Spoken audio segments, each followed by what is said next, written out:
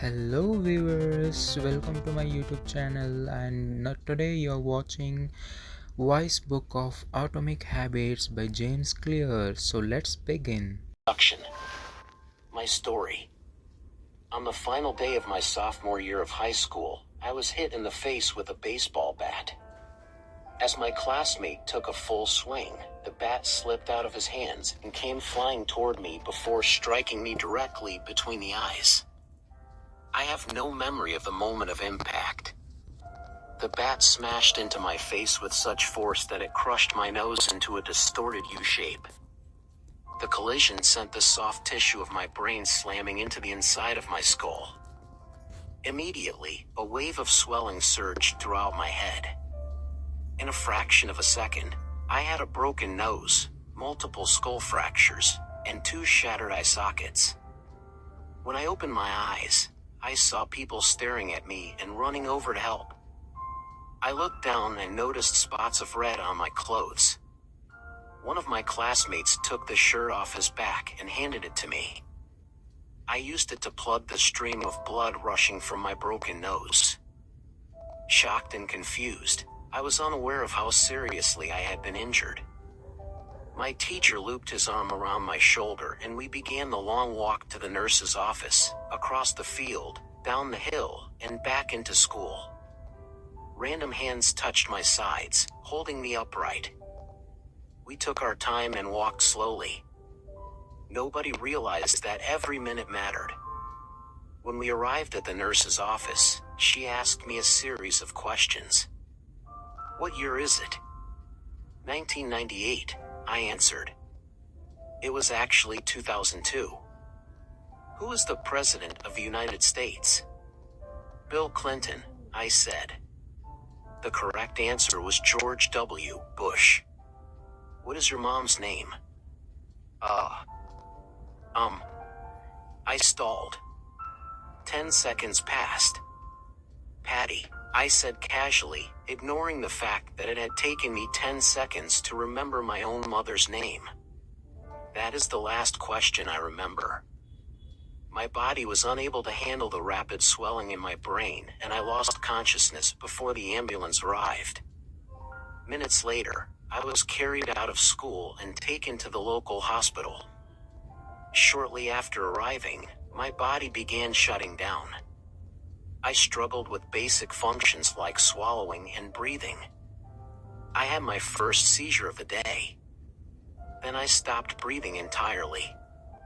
As the doctors hurried to supply me with oxygen, they also decided the local hospital was unequipped to handle the situation and ordered a helicopter to fly me to a larger hospital in Cincinnati. I was rolled out of the emergency room doors and toward the helipad across the street. The stretcher rattled on a bumpy sidewalk as one nurse pushed me along while another pumped each breath into me by hand. My mother, who had arrived at the hospital a few moments before, climbed into the helicopter beside me. I remained unconscious and unable to breathe on my own as she held my hand during the flight. While my mother rode with me in the helicopter, my father went home to check on my brother and sister and break the news to them. He choked back tears as he explained to my sister that he would miss her 8th grade graduation ceremony that night. After passing my siblings off to family and friends, he drove to Cincinnati to meet my mother. When my mom and I landed on the roof of the hospital, a team of nearly 20 doctors and nurses sprinted onto the helipad and wheeled me into the trauma unit. By this time, the swelling in my brain had become so severe that I was having repeated post-traumatic seizures. My broken bones needed to be fixed, but I was in no condition to undergo surgery. After yet another seizure, my third of the day, I was put into a medically induced coma and placed on a ventilator. My parents were no strangers to this hospital. 10 years earlier, they had entered the same building on the ground floor after my sister was diagnosed with leukemia at age 3. I was 5 at the time. My brother was just 6 months old. After 2.5 years of chemotherapy treatments, spinal taps, and bone marrow biopsies, My little sister finally walked out of the hospital happy, healthy, and cancer-free. And now, after 10 years of normal life, my parents found themselves back in the same place with a different child. While I slipped into a coma, the hospital sent a priest and a social worker to comfort my parents. It was the same priest who had met with them a decade earlier on the evening they found out my sister had cancer. As day faded into night, a series of machines kept me alive. My parents slept restlessly on a hospital mattress. One moment they would collapse from fatigue, the next they would be wide awake with worry. My mother would tell me later, it was one of the worst nights I've ever had. My recovery. Mercifully, by the next morning my breathing had rebounded to the point where the doctors felt comfortable releasing me from the coma. When I finally regained consciousness, I discovered that I had lost my ability to smell. As a test, a nurse asked me to blow my nose and sniff an apple juice box. My sense of smell returned, but, to everyone's surprise, the act of blowing my nose forced air through the fractures in my eye socket and pushed my left eye outward. My eyeball bulged out of the socket, held precariously in place by my eyelid and the optic nerve attaching my eye to my brain. The ophthalmologist said my eye would gradually slide back into place as the air seeped out, but it was hard to tell how long this would take.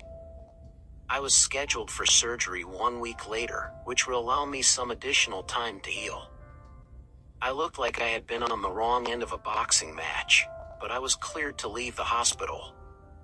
I returned home with a broken nose, half a dozen facial fractures, and a bulging left eye. The following months were hard. It felt like everything in my life was on pause. I had double vision for weeks. I literally couldn't see straight.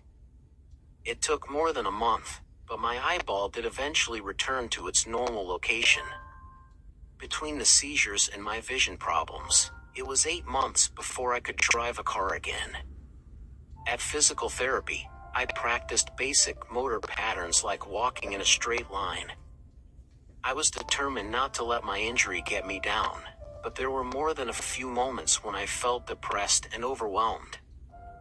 I became painfully aware of how far I had to go when I returned to the baseball field 1 year later. Baseball had always been a major part of my life.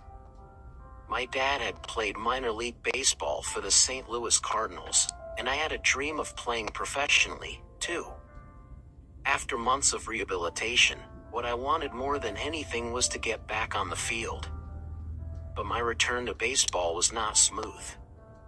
When the season rolled around, I was the only junior to be cut from the varsity baseball team.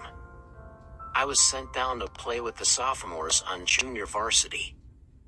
I had been playing since age 4, and for someone who had spent so much time and effort on the sport, getting cut was humiliating. I vividly remember the day it happened. I sat in my car and cried as I flipped through the radio, desperately searching for a song that would make me feel better. After a year of self-doubt, I managed to make the varsity team as a senior, but I rarely made it on the field. In total, I played 11 innings of high school varsity baseball, barely more than a single game. Despite my lackluster high school career, I still believed I could become a great player. And I knew that if things were going to improve, I was the one responsible for making it happen. The turning point came 2 years after my injury, when I began college at Denison University. It was a new beginning, and it was the place where I would discover the surprising power of small habits for the first time. How I learned about habits. Attending Denison was one of the best decisions of my life. I earned a spot on the baseball team and, although I was at the bottom of the roster as a freshman, I was thrilled. Despite the chaos of my high school years, I had managed to become a college athlete. I wasn't going to be starting on the baseball team anytime soon, so I focused on getting my life in order. While my peers stayed up late and played video games, I built good sleep habits and went to bed early each night. In the messy world of a college dorm, I made a point to keep my room neat and tidy. These improvements were minor, but they gave me a sense of control over my life. I started to feel confident again. And this growing belief in myself rippled into the classroom as I improved my study habits and managed to earn straight A's during my first year. A habit is a routine or behavior that is performed regularly, and, in many cases, automatically. As each semester passed, I accumulated small but consistent habits that ultimately led to results that were unimaginable to me when I started. For example, for the first time in my life, I made it a habit to lift weights multiple times per week, and in the years that followed, my 6'4" frame bulked up from a featherweight 170 to a lean 200 pounds. When my sophomore season arrived, I earned a starting role on the pitching staff. By my junior year, I was voted team captain, and at the end of the season, I was selected for the all-conference team. But it was not until my senior season that my sleep habits, study habits, and strength training habits really began to pay off. 6 years after I had been hit in the face with a baseball bat, flown to the hospital, and placed into a coma, I was selected as the top male athlete at Denison University and named to the ESPN Academic All-America team, an honor given to just 33 players across the country. By the time I graduated, I was listed in the school record books in 8 different categories. That same year, I was awarded the university's highest academic honor, the President's Medal. I hope you'll forgive me if this sounds boastful,